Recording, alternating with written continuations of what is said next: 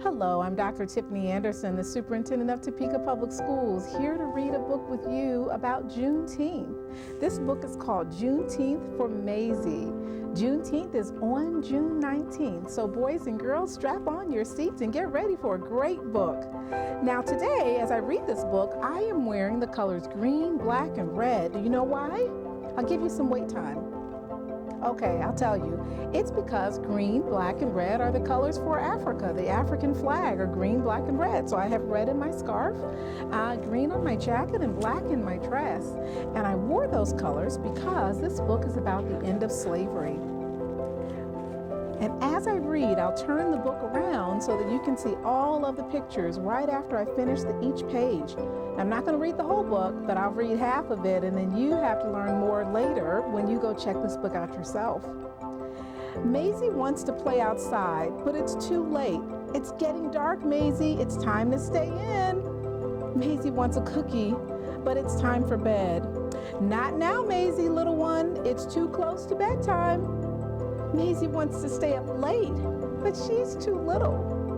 Bedtime is the rule, sweet girl. Now, have you ever wanted to do something and your parents said, not now, or it's too late, or you're too tiny? Well, imagine how Mazie is feeling. She doesn't look very happy.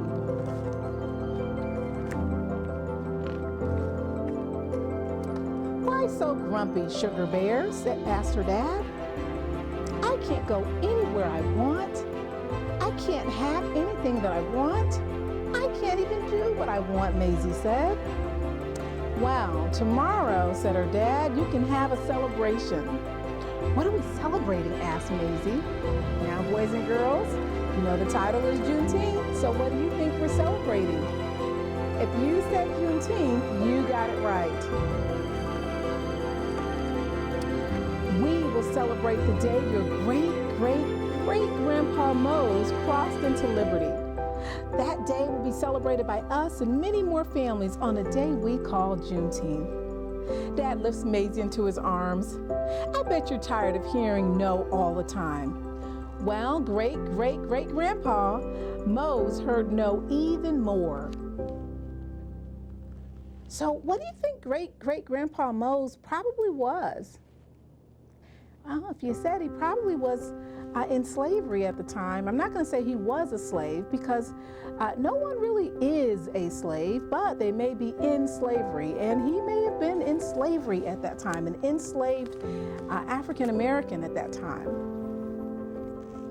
Sure enough, Grandpa Mose worked in the fields that stretched all the way to sunset.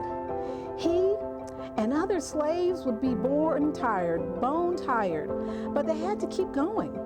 Their masters wouldn't let them quit, but as they worked, they thought about freedom.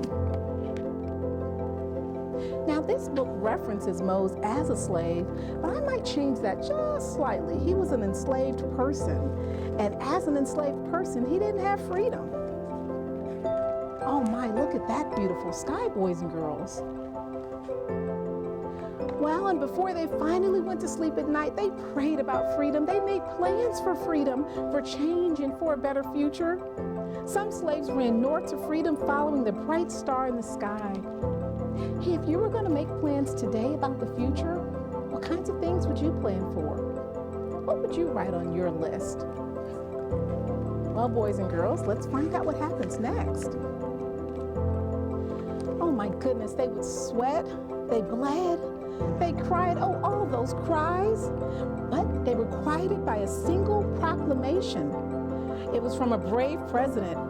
Grandpa Mose heard this proclamation read from the balcony of the hotel on that warm June day in Galveston, Texas. See the president way up here? See the American flag? And he's reading the proclamation that ended slavery in the United States. It's a really big day. But I tell you, part of the problem is that not everybody heard the proclamation was read that day. Well, Grandpa Mose heard nothing but cheers, saw nothing but happiness, and felt nothing but pride shared by all around him.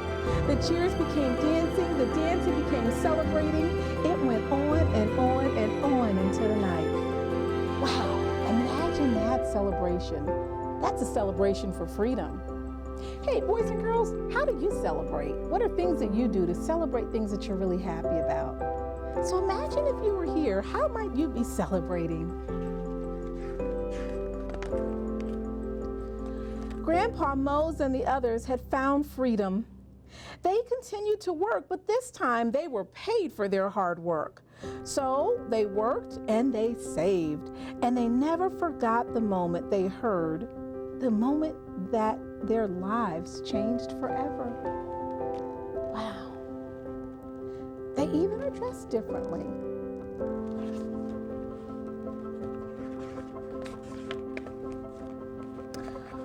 Well, but things weren't perfect, as I said earlier. Not everybody was there hearing that proclamation that day. Black people still struggled to stand shoulder to shoulder with white people. They still weren't treated as equals. It wasn't easy, but they never gave up. And every year on Juneteenth, they remembered. Wow. Not going to read the whole book, so this will be the final page. Well, let's find out what they did. They marched for jobs. They lobbied for better schools. They lobbied for the right to vote. And they shouted for opportunity. Right now, we have a lot of peaceful protests going on. Those are people marching for equal opportunity. Right now, we have a lot going on in the world, and what I encourage you, boys and girls, is to think about Juneteenth and how you help support freedom. What peaceful kinds of things can you do to let people know that you celebrate freedom, belonging for all, inclusivity, which means we include everybody.